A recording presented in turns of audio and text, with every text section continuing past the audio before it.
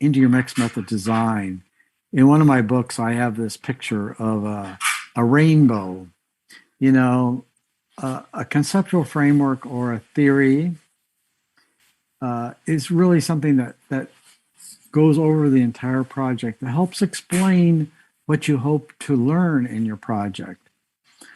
And I also report in one of my books this picture that theories or conceptual frameworks can just start with basic hunches, ideas, what you hope to think you'll find, to a conceptual framework or theoretical rationale that's actually in the literature, to applied theory and grand theory that have been tested over and over again.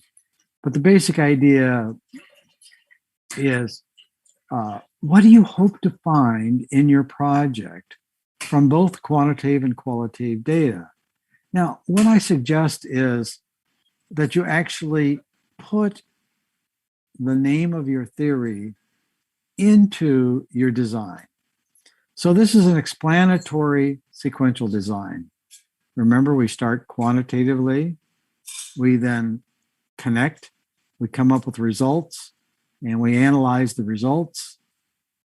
And then build our qualitative phase, and then make an interpretation and come up with some explanations. So I called this a two-phase project, quantitative followed by qualitative. Where do you think a theory or a conceptual framework might inform the parts of this study? Typically we find in explanatory sequential design that the theory begins shaping this first phase, the quantitative data. So we come up with, say, a theory of behavioral change that informs actually how we design our survey instrument and begin measuring behaviors. So you see, I put a box into my diagram that makes explicit what theory we're using in our project. And then the final part I would talk to you about would be your validity. What is your validity strategy in your project? Now, we tend to think about three validity strategies in mixed methods research. You have your quantitative validity, the qualitative validity, and the qualitative data. And then also something new that you may have not thought about before, and that is the mixed methods validity.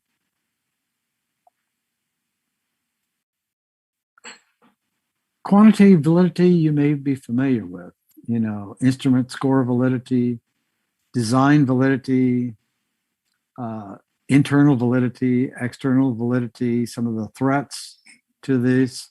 So we need to think about how you're going to validate the scores and the instrument that you're using in your quantitative study. Well, qualitative research also has its strategies for validation.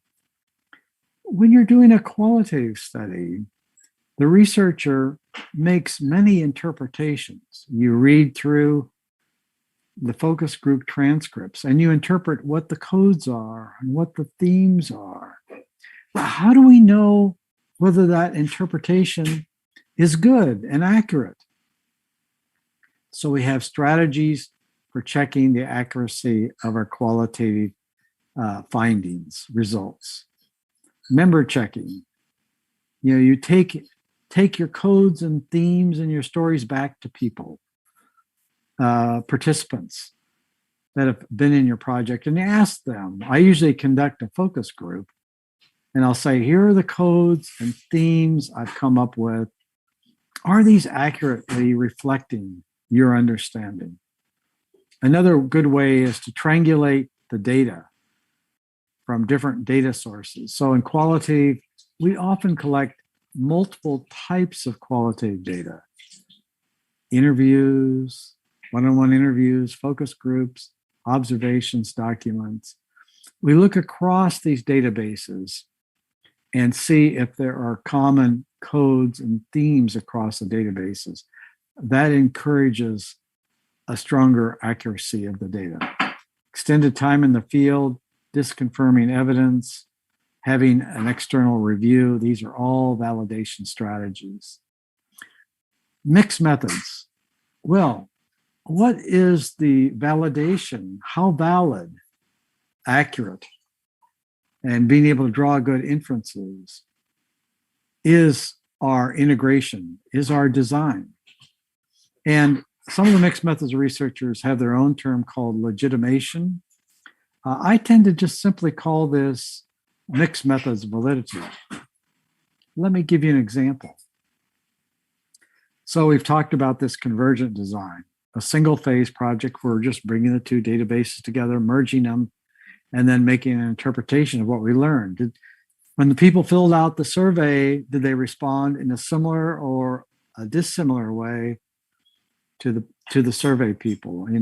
How did these two responses compare? Are they similar or are they different? Merging the data, and we do that in a joint display. Now, what are some challenges to this design that might lead to poor inferences or poor decisions about the accuracy of what we learned?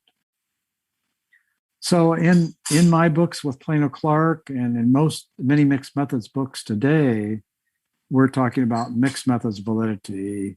And the way I think about it is in terms of specific designs. For example, in a convergent design, we may not have the questions addressing the same concept.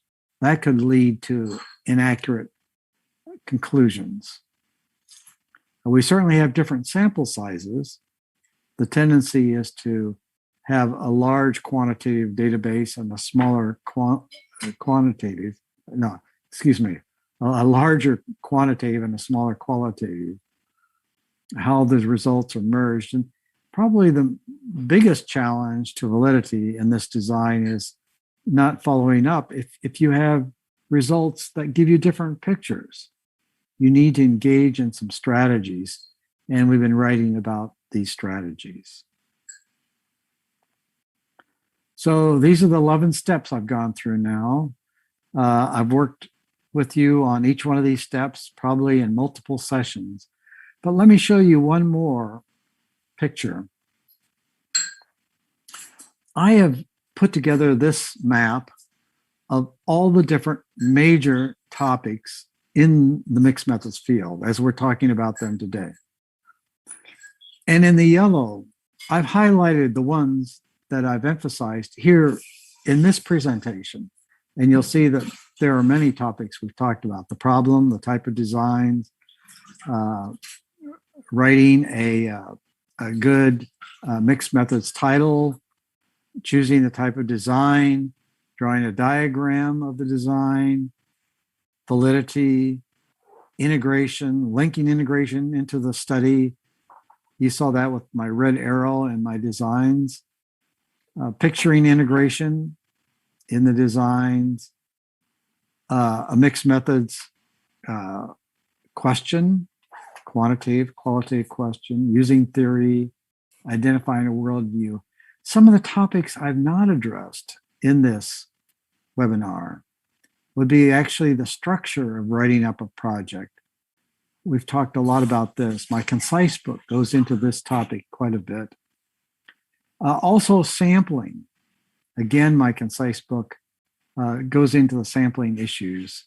And we've not touched upon the important topic of ethics. And there are some new articles coming out on the ethical issues in mixed methods research. And this will be developing a whole new domain within the field of mixed methods research.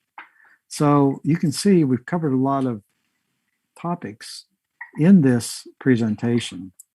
And hopefully I've updated you as to what some of the current thinking is in the field. So we still have time for some questions. And I'll turn it over to my moderator, to Dr. Hamid, to help me out here. What kind of questions would you like me to answer? Okay. All right. We have already extended our time because of the problems of connection.